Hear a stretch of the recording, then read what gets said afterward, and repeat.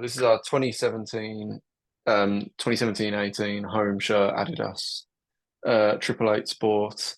This is genuinely one of my favorite Blues kits, home kits. Uh, I've always thought this is like just the absolute perfect sort of shade of blue for a Blues kit. It's like the perfect royal blue. Obviously, I had to wear it on this week's episode because this is like an episode on going to talk about Hutter and what happened to Hutter, and this was his first season. His first season was this kit's home shirt. I nearly said this shit's home. nearly got all my words. And this kit is his first season's home shirt. And yeah, really not a great season at all. And for reasons we'll get into when we talk more about Hutter, but I love the kit. And I didn't actually buy it at the time because I thought it was kind of similar to the previous season's home shirt, which I had bought. So I actually only got this about 6 months ago. And you may remember you actually got this for me. Yeah, I bought that one. Yeah, I was trying to find this kit. So they opened like a pop-up shop in the Bullring a few months ago and they didn't have this one. I was hoping to get it. But then you saw it online somewhere and I sent you the money and you got it for me. So Callum Byrne buys Blues shirts. Yeah, it was a wild birthday where we were in the pub and I bought a Blues shirt. Yes, mad things happened. But yeah, so not a great season, but great kit. And this shirt, I don't know, when you sort of associate seasons or that point, that kit with like just what you were doing in your life and so on. So we were in our last year at uni when this season, 2017, 18, and yeah, just a great time. Even though the football wasn't great, it was just got fond memories of it and so on. Kind of a good time in my life. So yeah, it looks like you've gone for a similar theme though, maybe. Yes. Unlike the McLeish episode. Yeah, that's 2020 home shirt, right? 2019. Yeah. Yes. It's our first season back in the Premier League Kappa shirt with the big gold W on the front of it. The Wolves W. And this really horrible sleeve sponsor. It's the first kit we've had with a sleeve sponsor on it. And I really don't like it on the sleeve. This does have a player on the back as well, but oh really? Yeah. I'm gonna guess Horahan. No, actually. Oh God, get it off my screen. Yeah. Disgraceful. Jack Grealish 10 on the back of this one. I do have one with Horahan on the back though, which we'll see in a couple of weeks probably. But yeah, it's a very simple shirt. The thing was, I never actually I had the away one for Christmas. I think a bit like you, I tend to get a shirt for Christmas. And I thought the home shirt was a bit bland. It was especially after the Luke kit the year before. This was just a bit boring. But when we got to the League Cup final, I was around that period, I was sort of convinced that Jack Grealish was going to leave in the summer.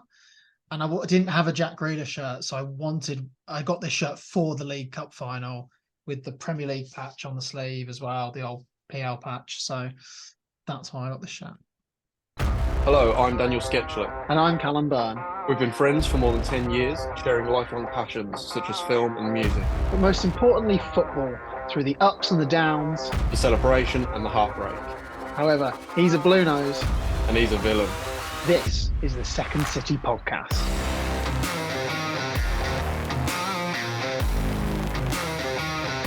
Welcome to a special edition of the Second City Podcast. In this side series, we're going to be looking into the players and managers that have experienced both B6 and B9. This week, we take a look at a player that made a hugely unexpected move from Birmingham City to Aston Villa in the summer of 2019. Jota Peleteiro started his career at Celta Vigo in Spain, coming up through the youth ranks and B team. In August 2014, Jota signed a 3-year deal with Brentford, newly promoted to the Championship, for a reported €1.5 million. He'd go on to score 23 goals in 75 games for the Bees under the stewardship of Mark Warburton and Dean Smith. In the summer of 2017, Jota would become the record signing for Birmingham City, joining the Blues for more than £6 million from Brentford.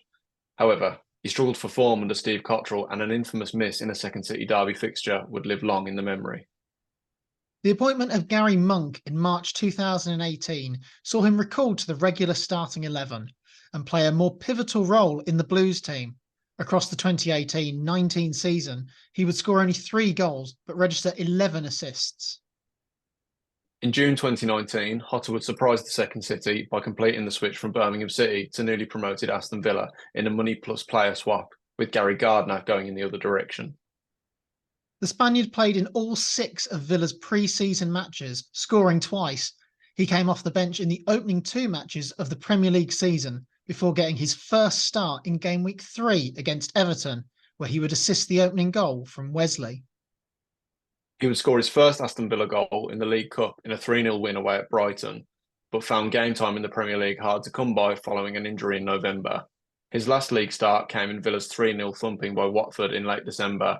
As a result, he wouldn't feature in a Premier League matchday squad until Project Restart, where he made 2 substitute appearances versus Chelsea and Liverpool. Jota played in Villa's opening 2 League Cup matches in the 2020-21 season before being released from his contract in October. The day after his Aston Villa exit, Jota signed for La Liga club Deportivo Alaves on a 1-year contract. He made 23 league appearances without scoring and confirmed that he would leave the club when his contract expired at the end of the season.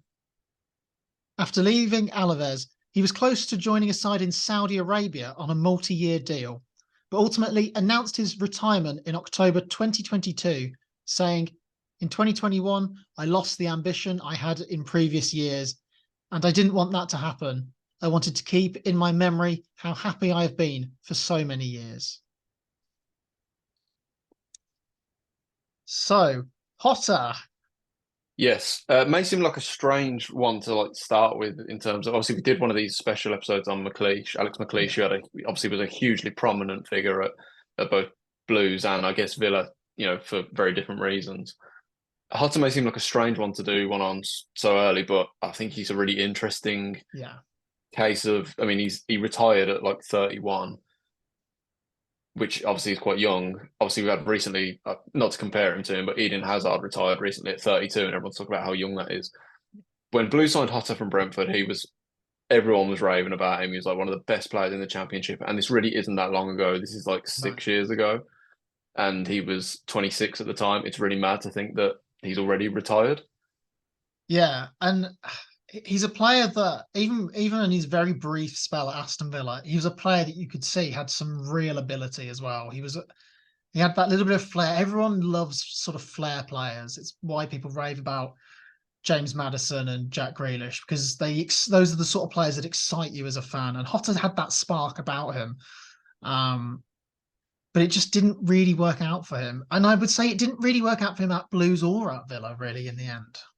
No, I mean, obviously his time at Blues was a lot more prominent. He played a lot more times for Blues, scored more goals, got more assists. But yeah, definitely a disappointment for both clubs. And I think that's really interesting that he came into Blues as a really highly rated player. And then by the time he's left Villa, his career is over, essentially. Yeah. I don't think there's any doubt. You hear a lot about when he was at Brentford, he was a Premier League class player, playing in a Championship team. When we signed him, he was our record signing for over 6 million. I don't think the actual amount was ever disclosed, but it's been surpassed since by, I think, Sunjic now. Kind of mad to think Ivan Sunjic is our record signing. But should we go through sort of the timeline then? Sort of 2017 when he joins Blues up until when he leaves Villa. So it was that mad deadline day or end of transfer window season in 2017. Was this the Redknapp summer? Yeah, so this was the Redknapp summer, which I remember at the time being, I don't think I've ever been as excited as a Blues fan in my life. like Harry Redknapp had kept us up. We've had some new owners recently come in, and we're putting all this money. We signed, I remember seeing something with a Brentford fan, and we signed Maxime Carlan, Harley Dean, and Jota, all 3 of them, all from Brentford in the last 2 days of that transfer window. And this Brentford fan on one of these, football YouTube channels is saying they were our 3 best players at the time. And Brentford were good at the time. Yeah, and they still are, obviously. I saw so many people raving about Jota. And somehow we just had just a disaster of a season. And I don't think he ever really got going. Obviously, Redknapp got sacked after a few games after Jota joined, if that. I think he got sacked in the September. And obviously, we look back now, and it's so clear that the club's transfer policy was just all over the place. They clearly had no plan in place whatsoever.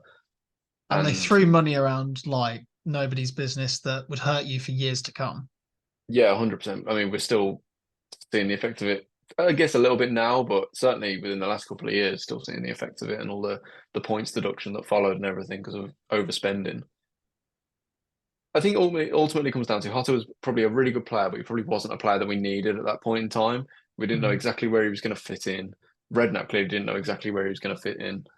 And the club clearly had no sort of long-term plan because Redknapp was sacked and then we had Steve Cotterill come in, who, he's the man who played Sam Gallagher on the wing, like, a 6'7" striker. And he really struggled to get the best out of Jota and actually ended up dropping him for a lot of the season. I think he had a few injuries, but Jota really couldn't find his place in the team.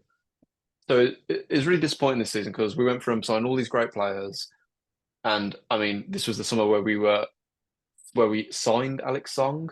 And that never happened. I remember, do you remember like that summer it looked like John Terry was coming to Blues? There was that we were both on holiday that summer, and the rumor was going around that he was either joining Blues or Villa, and we just kept checking Twitter when we were on holiday, going, which one is he coming to? I remember, like, very everything with Blues. I'm like, until I see it, I won't believe it. Until like kind of like the Rooney thing recently. Like until it's announced, I'm not sure I really believe this is happening.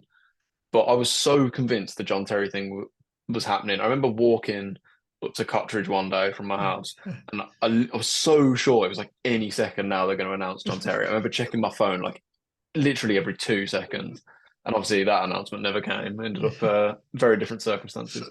But my point being, this was meant to be like this really exciting summer, bringing in all these really great players, and ultimately we ended up finishing 19th and only stayed up on the last day.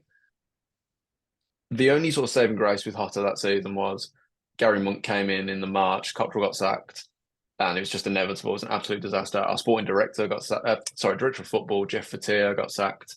So I mean, if your director of football is getting sacked after about 7 months, it's quite clear there's a serious problem there with your recruitment. But I know Gary Monk really rated Jota and wanted him from his time when he was at Leeds. He really tried to, apparently, he tried to get him when he was at Leeds. And he really kind of worked out, get Jota back in the team, get him firing. And we did just about survive relegation, but we certainly did not see Jota's best form that season at all. He didn't score his first goal, I think, until it was definitely the second half of the season. It must have been like February or March away at Sheffield Wednesday, although he did score twice. But he will most be remembered that season for that miss. Yeah. You know which one I'm talking about. Yeah. It's maybe it's become more infamous than maybe it should have been just because of the game was terrible and it's like the only thing that happened in the game. But obviously the derby at St Andrews in early 2017. I know it would have been late. It would have been like November 2017, October 2017.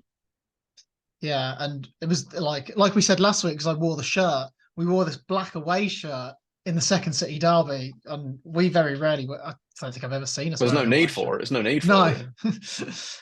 And yeah, Conor Hourihane gives the ball away in our own half, and Jota gets on the end of it, just nips in front of John Terry, and all of a sudden he's through 1-on-1 with Sam Johnston, takes a little touch to his left, blazes it over the bar from about the penalty spot. Were you at that game? No, I've never been to St Andrews. Oh, have you not? Oh, well, I was in the top, and I was pretty much bang in line with where he took the shot from. And I remember he did everything right. Like the game was 0-0. It was about an hour in, maybe. Yeah. And we hadn't beaten you in the league in probably like 12 years or something. And I remember he nipped the ball away and obviously just did all the hard work. He's 1-on-1. He's our record signing. He's an attacking midfielder, like a number 10. And this is his moment. Like he's come in and he's really not got going at all yet. This is his moment. And I remember like bouncing up and down. Everyone in the ground was like bouncing. It was like, this is it. This is the moment. Yeah. And he wasn't even close. He didn't even come close to scoring. Like he just absolutely battered it over the bar. I have no idea to this day. Frustrating because, we probably win the game if he scores that. Yeah. Like, the game was so poor. There was so few chances. Well, this was at a point as well. So even though we made the playoffs that season, this early point in the season, we were really, really poor. We had a striker crisis. All our strikers were injured, and we were playing Keenan Davis up front, who was a young kid out the youth academy, and Albert Adoma was scoring a lot of our goals. So we were half decent defensively, but going forward, we were really struggling. And And I so, mean, yeah, ironically, Keenan Davis, nearly the man who did have your one really good chance at the bar in like the dying minutes. yeah, But thankfully, Blues did stay up. Gary Monk did get more out of him in the second season, in the 2018-19 season, which was in general a much better, more solid season. For one, we just had one manager for the whole season rather than three, like we did in the Redknapp Cockrell Monk season. But also, Monk had a much more established team for the whole year. And Hutter was the sort of mainstay right winger of that team that actually went on a really long and beaten run in the first half of the season. And he only scored 3 goals in this season, as we mentioned, but he did get 11 assists. And they're not like amazing numbers, but I think there was a clear improvement and he was clearly much more of a mainstay in the team. And it would be a lot more. So we'd have Gary Gardner on loan from you, actually. Him and Clifton Bell would be kind of sitting midfielders and the wingers. So like Hutter on the right and normally Connor Mahoney on the left would like push up a lot more, and a lot of our like attacking impetus would come from them. And so even though I always saw Hutter more as a number 10, like an attacking midfielder, Monk found a way to kind of play to his strengths. He was always quite a weak player physically, but he used his pace and his trickery a lot to kind of, unpick teams. And we actually had if it wasn't for the points deduction, we would have actually had a really good season this year. And Hutter did really well supplying chances for players like Che Adams, Lucas Jukovic, and so on. So there were some games this season where Hutter was excellent. We beat QPR away 4-3. And it's like, I mean, I wish I was at that game. It was like absolutely incredible. Like we were 4-0 up at halftime and just about held on for the win. But Hutter was like unplayable. Like this was when he was on it, he was unplayable. yeah. He got 2 assists and the one of them's an unreal like through ball for Shea Adams, like just cuts the defense in half, and I think that made it 2-0. And then another one was like his technically wasn't an assist, but like his shot hits off it's an amazing shot, hits off the post, and then Adams gets the rebound. So he was just like, he's everywhere, absolutely everywhere. He scored a brilliant goal against Nottingham Forest one game where Lucas Jukovic is like, I think he was playing more as a number 10 that day actually, Hutter, and Jukovic like flicks the ball on, and then Hutter like meets it and flicks it over the defender's head with his right foot, and then lets it drop onto his left and slots it home. That was what he was capable of, and we won the game 2-0. So he had moments of like absolute brilliance in him. He actually scored when we beat Rotherham away 3-1 right at the end of the season. It was actually his goal that put us 2-1 up. So technically he scored the winning goal in the game that confirmed our survival for that season as well. So it was good seeing him be much more of a solid mainstay player in the team. But he never hit that like consistent level, if you know what I mean. Like, Yeah. it's early days, but like we take a look at a player like Siriki Dembele at Blues now, early days, but like he's so every game he's on it. He's like almost every game he looks bang up for it. You kind of know what you're getting out of him. Even players that came, like not great players, but like Jack Magoma was at least. Yeah, maybe a better example might be like Seb Larsson when he was at Blues, a right winger. Not perfect every game, but we got years out of him, and you kind of knew what you were going to get out of him. Hotte just never had that consistent level at all. I think he's probably summed up best. We played West Brom in a Friday night game in 2018, and he scored to put us 1-0 up. And I'm pretty sure we then got a penalty like 2 minutes later, and that would have put us 2-0 up. And he took the penalty and he missed. And then West Brom scored a couple of minutes later, and we drew 1-1. I think that just like sums him up. He scores brilliant. He's like Scott Hogan. He scores and brilliant. He's on fire, and then he misses the chance to, really seal it. That was his time at Blues just summed up. And for some reason, he was just maybe his injuries, consistently changing manager. He was just never able to solidify himself at Blues. And then obviously, summer of 2019, everything changes unexpectedly. Yeah. What do you remember about that move? I remember it coming absolutely out of nowhere and being the thought of a swap deal between Blues and Villa was unheard of. I don't think it's ever happened before. And I remember being kind of confused by it because fans rightfully kind of criticise Jota quite a lot, but I always argued he was still the most creative player in our team at that point. Yeah. And so to sell him and so we got Gary Gardner in return, who'd been on loan at us the year before and had done very well. But I was like, well, shouldn't we be building around a player like Jota to really? Like, a lot of the argument with Jota was that he didn't have, the players around him to play with, which he maybe had at Brentford, that would let him play to his best level. And I was like, well, shouldn't we be adding to that then rather than moving him on, if you know what I mean? Yeah, it's a weird one. It's a weird one because I remember when it came out of nowhere, but I think like maybe like 2 or 3 hours before it was announced, the sort of leaks came out, and it was very much so like, why are we signing him? Like that summer after we got promoted, we lost quite a lot of players. I think we had the maximum 5 loan slots in the Championship all filled up. And then we must have released about 6 players at the end of their contracts that we just didn't offer them new deals, which is why we went and signed 11 players that summer. We basically had to rebuild the team to survive in the Premier League. And Jota was the first player we signed that summer in that swap deal. But there was a lot of rumours at the time. So that summer as well, we released Ross McCormack in like that infamous 12-word statement announcing his departure. And Gary Gardner was another one of those departures as well. And there was a lot of rumours at the time that there were a couple of players which had, and it would have made sense with that Dr. Tony ownership era, of a lot of players were coming in and having promotion clauses in contracts. And I remember Gary Gardner had a new deal like a few weeks after Steve Bruce joined, when he actually started pretty much every week in our midfield. And there was a lot of rumours that they were in for big pay increases after like, I don't know, whenever like the transfer window officially starts, which I guess would have been the 1st of July. And this deal happened pretty much bang on that date, near enough. Yeah. So, and also as well, Gary Gardner was never going to play for us again. He was a player that had always done really well out on loan. He'd had a few chances, but it just never really worked for him at Aston Villa. And I'm sure we'll talk about him another day. So there was no point having this player that we just didn't need, didn't really want, and was never going to play. As whereas Jota could then come in and be theoretically a good squad player and a good option for us. So I kind of see the logic. Dean Smith knew him from his time at Brentford as well, and I think that's the main fee. That must be the main instigator in it, because obviously at Brentford he was like on fire. Like I know he had some loan spells in Spain, I think, as well when he was at Brentford, but there were seasons at Brentford when he was like on fire. So Dean Smith clearly knew that there was a player there and probably felt they could really get something out of him. But he started well at Villa as well. Yeah, he did.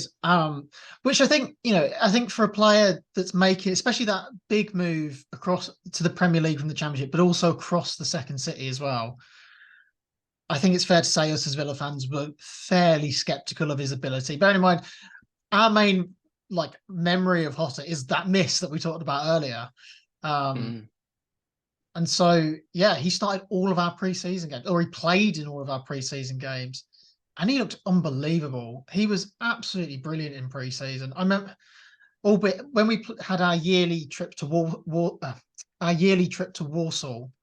in the preseason friendly, and yes, it's only Warsaw. They're in League Two, we're the Premier League. But he was unplayable. He was absolutely brilliant. And we were watching this going, oh my God, we've signed the next Messi. Like, this guy's unbelievable. And like, I remember when our team sheet came out for the first day of the season at Tottenham, and quite a lot of that, like only a handful of our new signings started.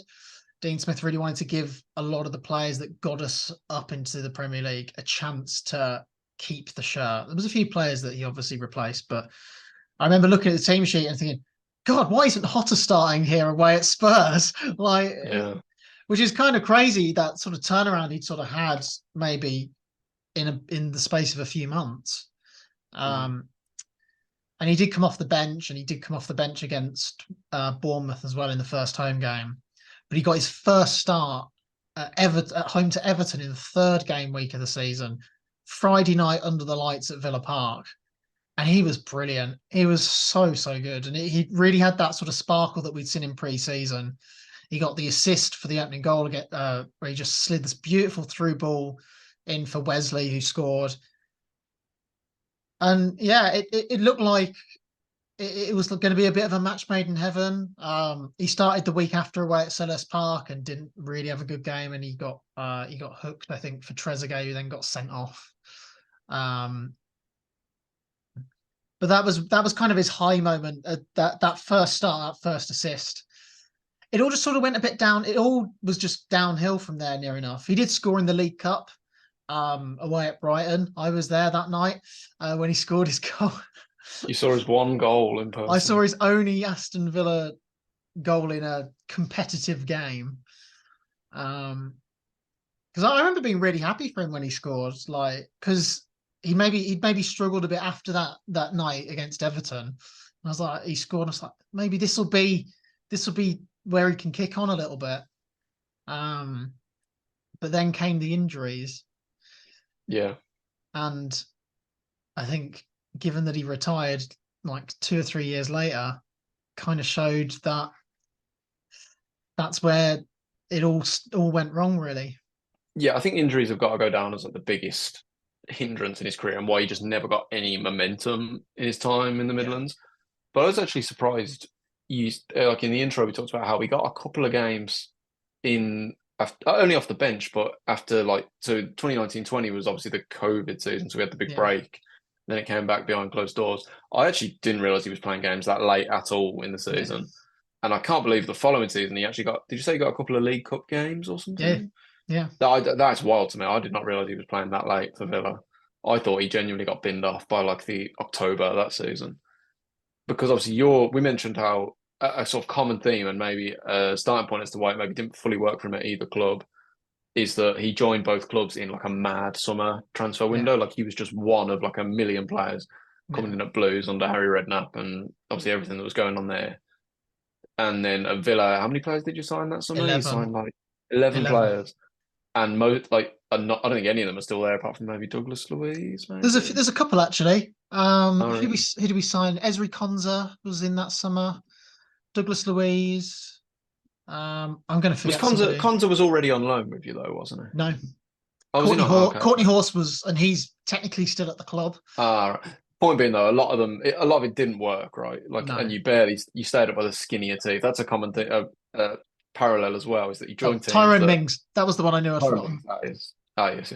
But yeah, it's like the parallels are there that you came to both clubs, one of many players to come in, really unbalanced squads, clearly not quite well prepared at all, and both teams just about scraped survival on the last day each season, and so he never got into like a winning rhythm really, apart from maybe a brief period in his second season at Blues, but again injuries constantly disrupted him. And it's a shame because, as we've mentioned, he is a player in terms of raw ability who, an incredibly naturally gifted player. Yeah, and so if we go back to 2019, then, so I think he had a groin injury for us, but then he then went on to have surgery on a hernia that he'd been suffering for a long time. So he'd been playing through the pain barrier quite a lot with this hernia injury. And he came back and he played. It's the game around between Boxing Day and New Year's Day, away at Watford. And we played this really weird team that day away at Watford. I remember Henry Lansbury started, Jota started, and we were dreadful. We were awful. It's one of the worst games I've ever watched us. I was ill as anything over Christmas and hauled myself out of bed to watch this game, and it was awful. It was really, really bad. We got battered. Troy Deeney scored twice, as he always does. Yeah, I think I remember this. Yeah. Was it at Villa Park? No, it was away. It was at Vicarage Road. Yeah.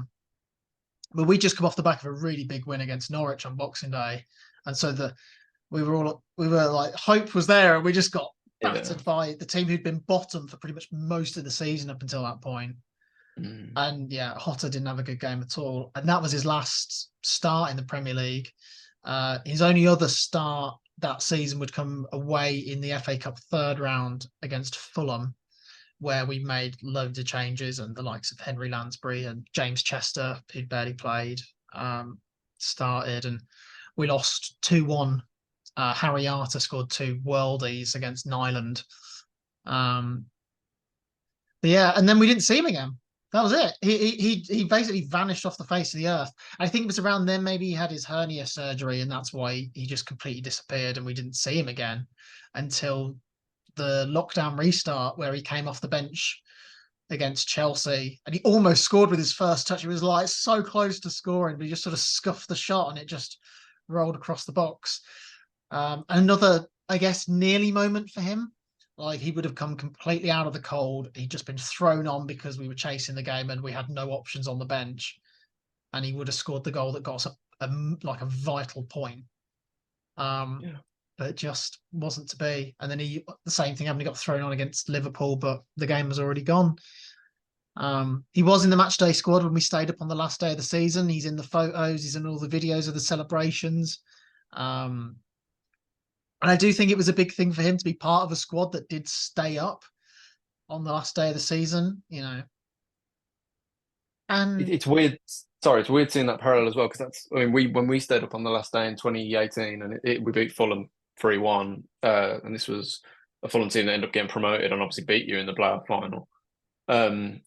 It's weird as well. That's like the sort of thumbnail on the YouTube video of the highlights is like Jota, like, you know, going like, we've stayed up. So it is weird. Like, he has there is this imagery at both clubs of him like celebrating and they've achieved something. But I think it's fair, maybe not so much in Villa's case, but definitely in Blues' case, like us staying up that season, it was being celebrated because we so nearly went down, but that was a failure as well. You know, they were talking about us top 6 getting promoted, you know.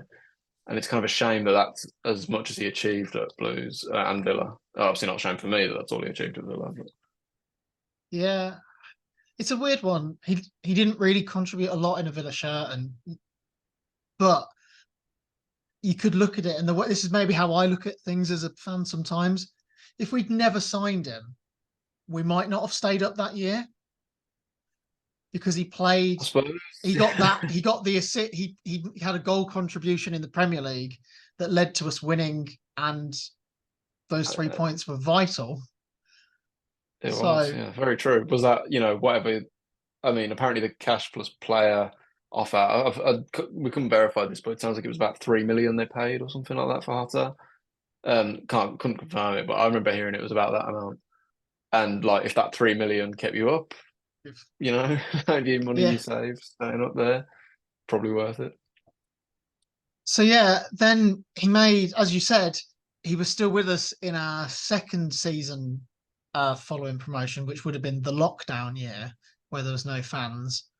And yeah, he played a couple of League Cup games, including when we stupidly went and got knocked out at home to Bristol City. Oh, not Bristol City, sorry, to Stoke City. We beat Bristol City in the previous round, where, I don't know, we played Stoke, who were bang average to bottom half in the Championship, and we just played a bit of a joke team in like the 5th round, and we lost 1-0. We were dreadful.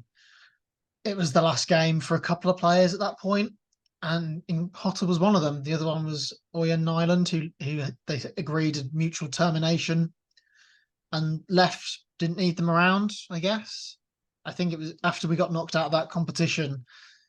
It was, I guess, we don't need you. You're never going to play. And maybe Hotter wasn't on amazing wages, but there was a chance for him to go and play football elsewhere, which he did the next day. He went and joined the Spanish side in La Liga. So, yeah, it sort of went with maybe came in with a bit of a shock, but came in quite quietly and left quite quietly as well in the end. Yeah.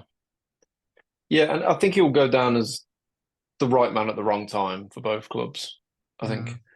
I actually wonder if it's kind of it's testament as well to how sort of how much of Blues' transfer policy lacked any sort of plan whatsoever.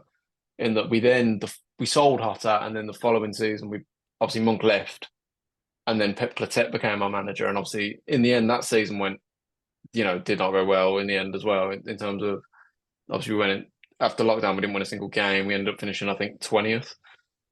But there was a point in that season when it actually looked like things were going really well. And I remember a Friday night game, we played Middlesbrough and we beat them 2-1, and we were absolutely outstanding. And the policy, like the board really wanted this like free flowing, like attacking football under Clotet. And a lot of the time it didn't really click, but there were times when it clearly was working and was coming together a lot more. And whereas Monk's style was very much, it's functional, like 4-4-2. Yeah. He was like a flair player in, a team that didn't have flair players. Yeah. Whereas Clotet's team was more of that style. And we had other really, Sunjic when he came in looked like a really technically skilled player, which obviously is not so much the case anymore. And then we had players like Dan Crowley, who I really liked. We seem to have more players that he could probably bounce off in some ways. Obviously, Bellingham came through this season.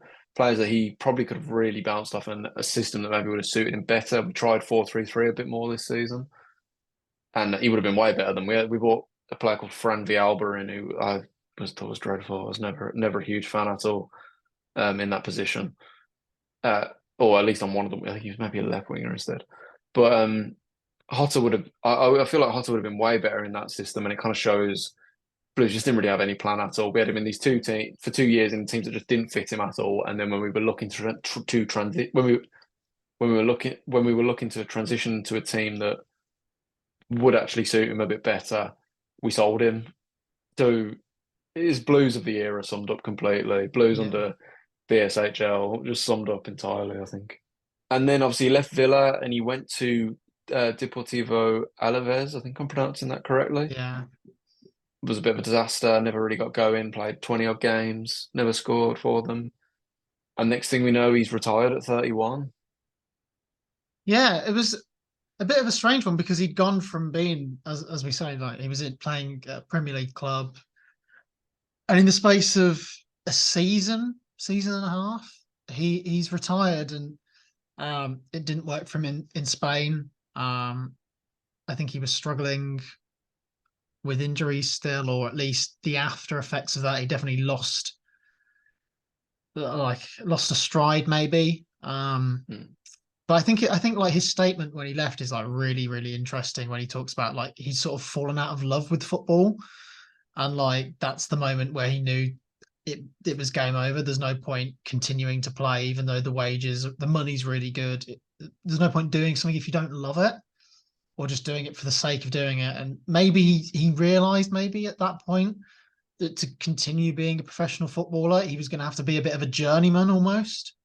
Like, yeah, you've been relatively settled in the West Midlands for 4 years after, or in England for even longer if you include Brentford, gone back to Spain. Maybe he didn't want to uproot his family again. Yeah, it's something we never really consider. We were, when we talk about players when they move or why they make certain decisions, and we've talked about, is it like injuries that really hampered his career? And I think that certainly was a factor, but also just like the mental toll of it. Like, if he's been in, it's very easy to consider that he probably moved to Blues and probably really regretted it. Although I imagine he was on a lot more money, but it, for the most part, didn't work out. At least certainly for his first year, it didn't work out at all. I think there is an argument to be made that his second season was a lot better. But then his time at Villa was a complete disaster, and then his time at back in Spain seemed to be a disaster. So he's had quite a few years there, probably just not enjoying his football at all, and people doubting him a lot. And so it's not hard to see why he probably decided to just call it a day. And I mean, we tried to look into what he's doing now, and it seems like his post-football life is kind of almost nothing to do with football. Yeah, because he's got a few business connections, or that's the route he's going, is sort of business and a bit of horse racing on the side. Not actually horse racing, but like managing the stables effectively. Yeah, and like one of the biggest business ventures he seems to have is like an agriculture sort of based in agriculture and farming and so on. So it seems like it's doing well. It's based on only based on his Instagram, I suppose. But he's clearly taken when he says he's fell out of love with football, I think he means that he's not gone into anything in Spain and with football or any sort of coaching like most players do. He seems to have completely U-turned away from it. And you know what? Fair enough. If that's what he wants to do, then all power to him. And if at the very least, the big money from Premier League football has given him that money to go and do the things that he's interested in, the things he actually loves doing, then you have to, you can't criticize that, I guess, in a way. Sure, I mean he's in a position where he can retire at 31 because he wants to, because he's and then you know what, I don't blame him for that. So I think he will go down as like a real missed opportunity for both it's a clubs. What could have been, isn't it? Absolutely. I think particularly for Blues, I think there was real excitement when he came in. I feel like with Villa there wasn't that like pressure there because expectations were low. I suppose though he had, like you say, he had such a good pre-season that it maybe built back up a little bit, but at Blues for him to kind of, as I say, it got better, but for him to never reach even anywhere close to come in to as the heights record signing in this big summer of all this money seemingly getting thrown into the club, it didn't quite happen.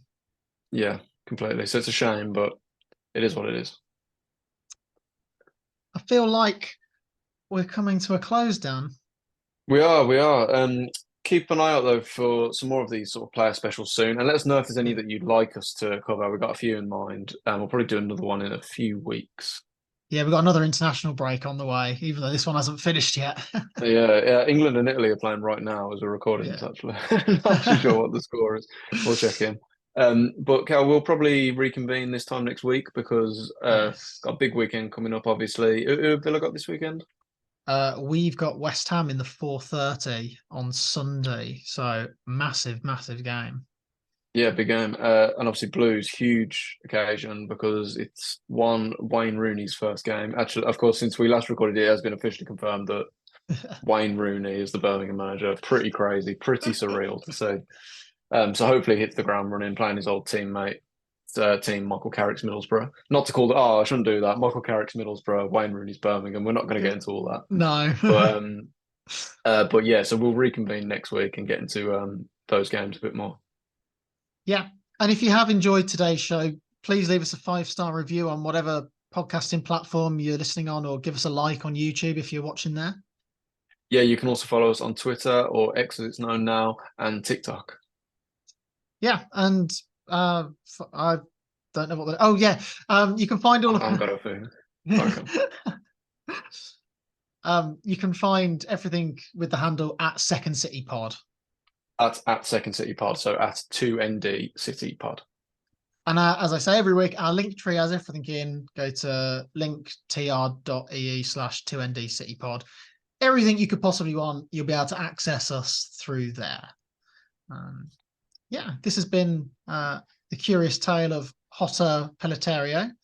Yes, we're still not fully sure on that pronunciation. Peleteiro. Sure. And also, if you have enjoyed this Second City story and you didn't catch our other one on Alex McLeish when he rocked the Second City, go and check that out. That one was really good as well. And Dan, I'll see you next week. See you next week, dude.